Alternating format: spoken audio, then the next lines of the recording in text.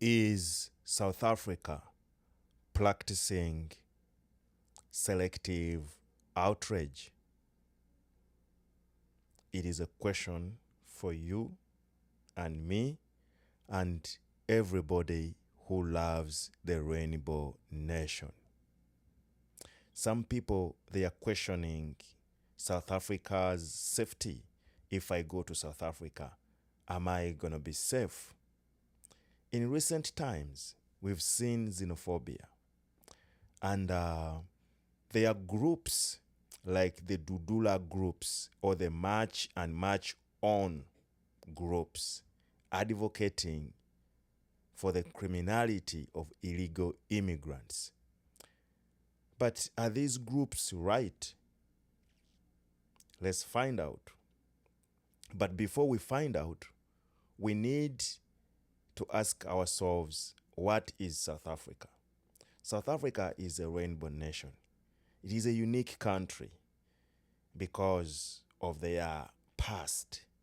It is a country where the oppressed had to sit down with the oppressor, initiated by African National Congress comrades, the likes of Nelson Mandela, the likes of Walter Sisulu, Steve Biko, Chris Hani, and so many other guys. They had a vision of a country where people live together no matter of their background. And they achieved that in 1994. It was a difficult road, but I salute them. And probably South Africa and Americans are the only two countries that have managed to achieve that. But over and over, we've seen challenges. There is a big question about xenophobia in South Africa. For us to understand xenophobia in South Africa, we need to go back 30 years ago.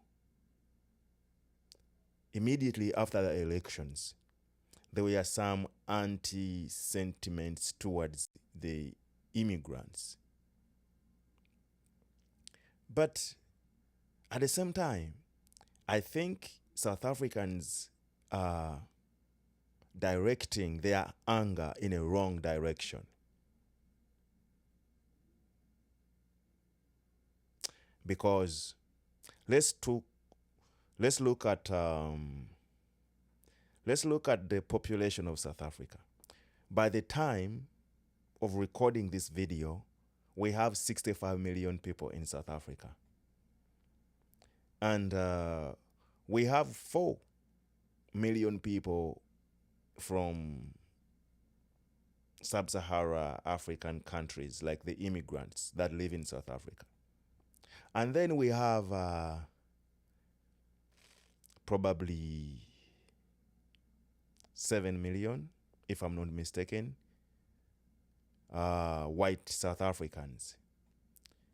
But South Africa has got 2 major problems, according to my understanding or according to what I see in the news over the last 25 to 30 years. Number 1, the highest income inequality. And number 2, corruption.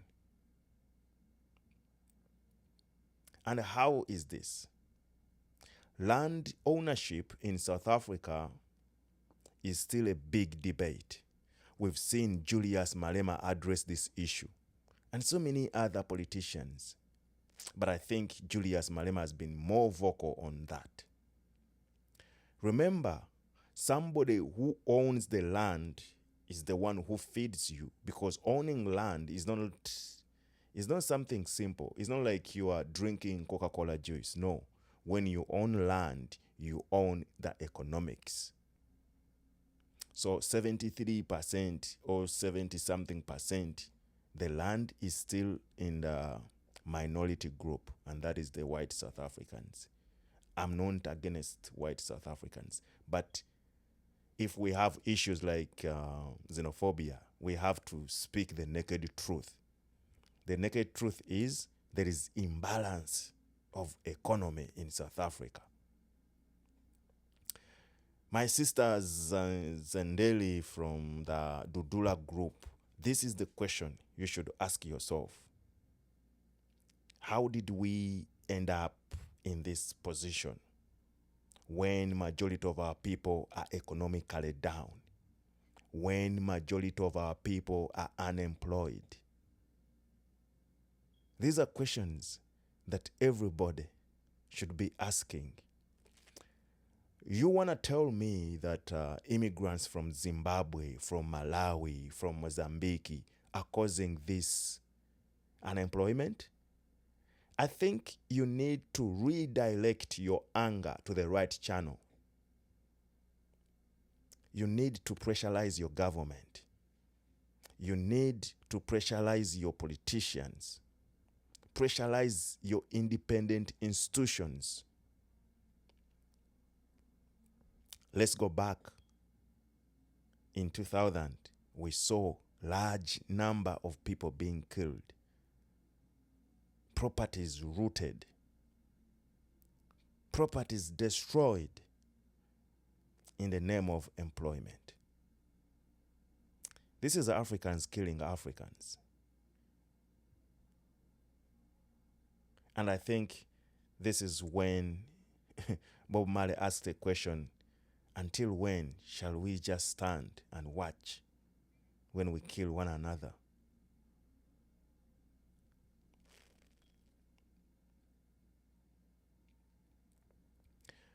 So I strongly disagree with the idea that people from Tanzania, people from Kenya, people from Burundi are the real reasons South Africans are suffering. Let's face reality here. We've seen in the past the former president Jacob Zuma spent a lot of money renovating his house in Nkantra and spent billions of money. It was public knowledge. The independent institutions brought this knowledge to the public. How did it end with Jacob Zuma? Am I against Jacob Zuma? No. Actually, I'm a fan sometimes, because how could a guy who didn't even have just a formal degree end up leading the Rainbow Nation? I admire him for that, to be able to lead educated people. So it means he had a unique skill of surviving. The Gupta family, their influence in the contract allocations,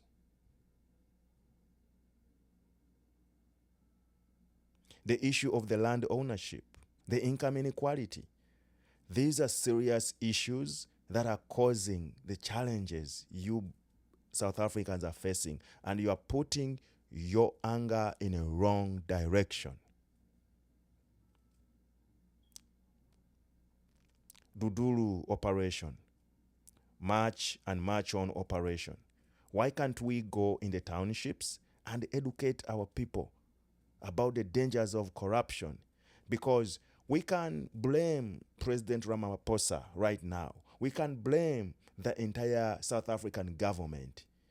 But before the government is filled with people, the parliament, the people who are in the parliament, they are not trees, they are humans. And before they become government representatives, they are people.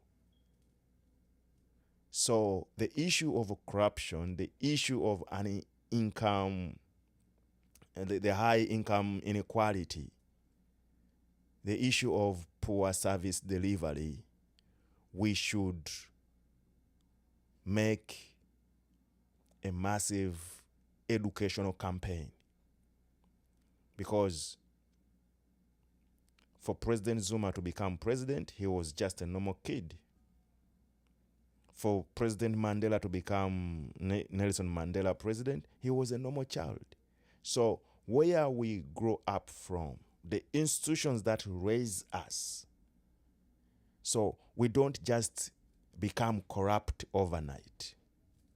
So we need to look in the mirror and ask the difficult questions.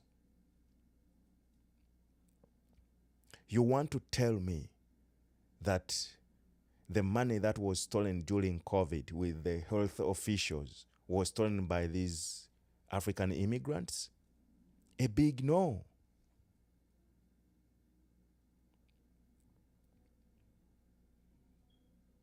So, South Africans, you know how much I love your country. You know how much I admire your country. But we have to be very honest with ourselves. We have to ask the difficult questions. We need to hold our leadership accountable. And you are very fortunate because in your country, the constitution is respected. So if you want to riot, yes, the police will accompany you and you'll express your anger. And then other African countries, this should be a wake-up call to fix our challenges. Because I think it is only South Africa that majority of us can go and look for a better life. I don't see African people flooding Egypt. I'm not against Egypt, don't get me wrong. Why are people not going to Egypt? So it means South Africa is a good country and they have good people there. But we cannot use these immigrants as a scapegoat for the failure of the government. And I know government alone cannot solve all the problems. Sometimes we have to ask difficult questions. How much am I doing as an individual to succeed? How much effort am I putting in?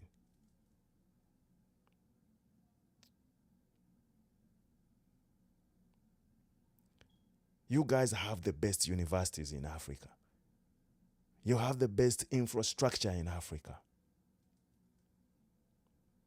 So utilize the opportunities, because sometimes I imagine, how can somebody from Tanzania, how can somebody from Uganda or from Kenya, from Malawi come to my country without any documentation and then end up building a strong business? From a logical point of view, guys, let's think about it. Because in every office you visit in Cape Town or in Johannesburg or any other part of South Africa, they will ask you, where is your green ID?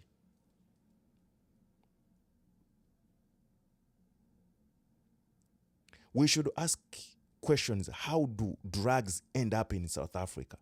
You want to tell me that these local immigrants from the neighboring sub-Saharan African countries bring in the drugs? You want to tell me that in all prisons of South Africa, 90% of the population in those prisons are foreigners? This is a typical lie. Go do your math. Go do your research. The people who are allowing people from Beitbridge or any other part of border control, this is why the Dudula operation need to carry out a sensitization to educate people about corruption, to educate people about patriotism in form of putting the nation first. Because people don't go through game parks to enter South Africa. They go through the borders, and somebody was given authority on that border entry.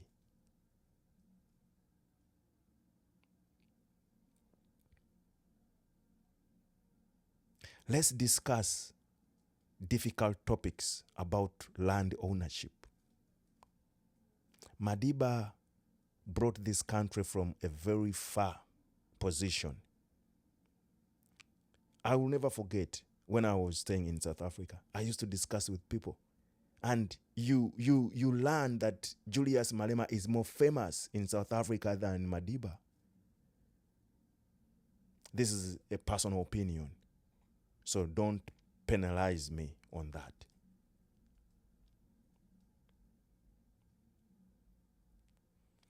So the African National Congress, the DA and other political organization, the EAF, Malema's party, you guys need to sit on the table. And we should never use violence. No. I admire the politics of South Africa. That everybody feel they are part of the country. So in the parliament, we need to bring laws before you open a spaza shop.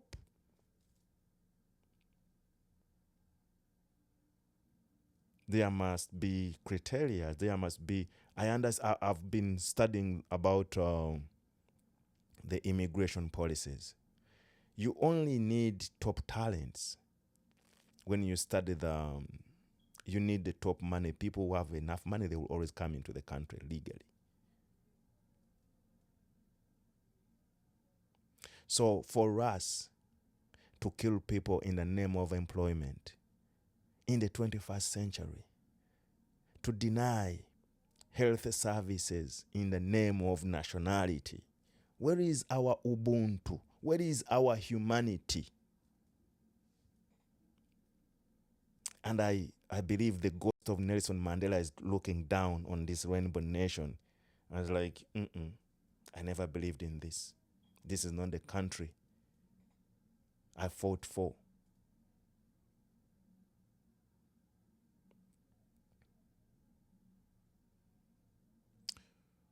So we should address the issue of corruption. We've seen numerous personalities. I don't want to name names here. We've seen ESCOM in the news because of corruption. I want to see a movement marching to the ESCOM head offices demanding for accountability. We've seen officials from the health department embezzling funds for personal gain, for personal use. And I've not seen the Dudula operation carrying out a massive riot movement against that. These African people are just a scapegoat you are using for the challenges you are facing.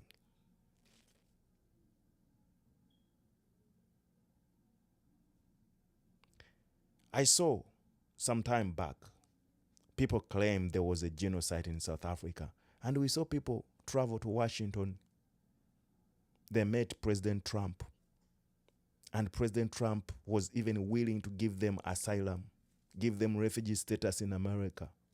But after some time, when they tested the hardness of the United States, they remembered the milk and the honey they left behind in South Africa. They had to fly back.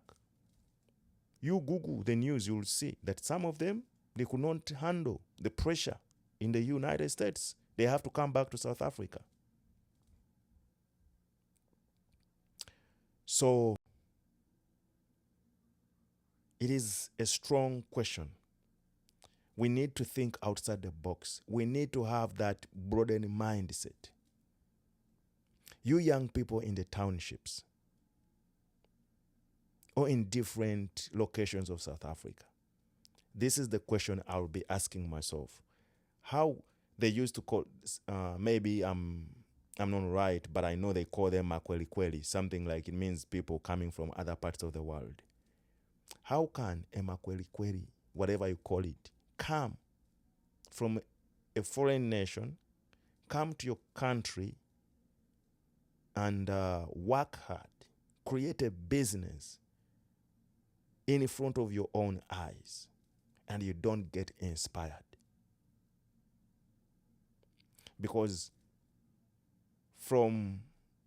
if I were you, I'll actually make that person my friend. and get to know how they do it. We just have to be motivated. We just have to be a little bit aggressive. It is 2026 with a lot of technology on our hands. Let us put in a little bit more effort, because I believe with that green ID, you have the entire South African government in your pocket if you choose to exploit the opportunities in your country. Because the immigrants are very, very limited.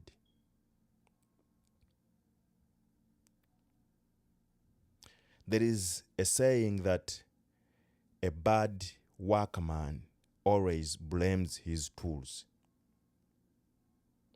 If you look deeper, if you look critically,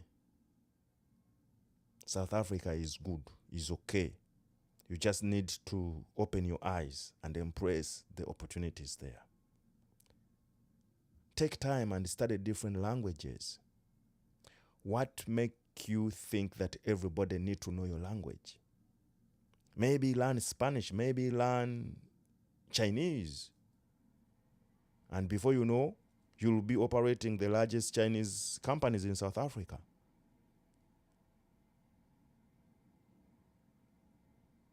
So, the issue of corruption, income inequality, unemployment, these are issues to be solved by the government. But before we crucify the government, we are the government. Because those people operating the government right now, they were like you before. We just need the right mindset, the honesticity mindset.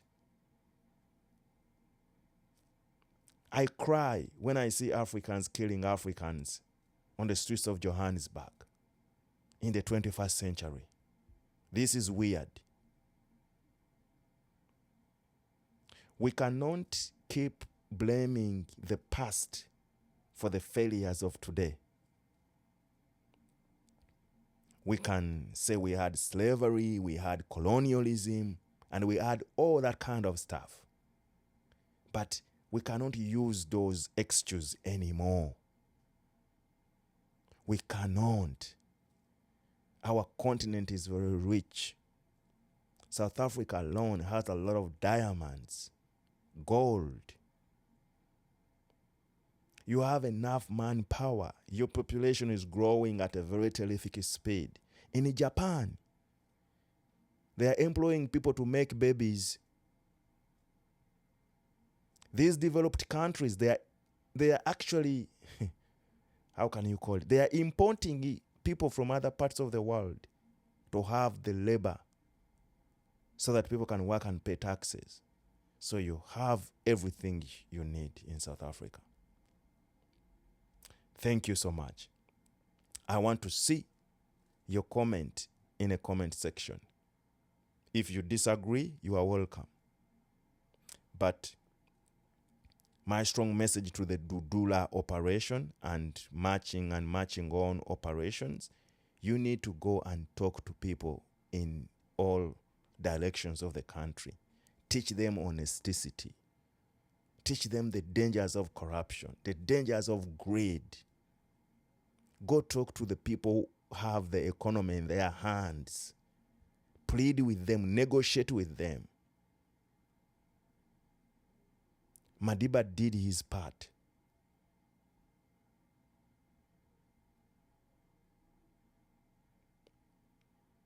Thank you so much. I'll see you in the next video.